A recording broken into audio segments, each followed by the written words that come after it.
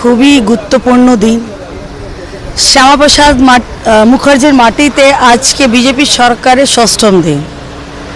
জনগণ যেই ভরসা ভালোবাসা আমার ওপরে দেখিয়েছেন, সেই ভরসা ভালোবাসার সম্মান রাখার আজকে শপথ আমার। মোদিজির নেতৃত্বে, মুখ্যমন্ত্রী শুভেন্দুদার নেতৃত্বে, রাজ্য সভাপতি শ্রমিকদার নেতৃত্বে দেখানো পথে এগিয়ে যাব। শ্যামপুকুরকে এগিয়ে নিয়ে যাব, বাংলাকে এগিয়ে নিয়ে যাওয়া সহযোগিতা করব।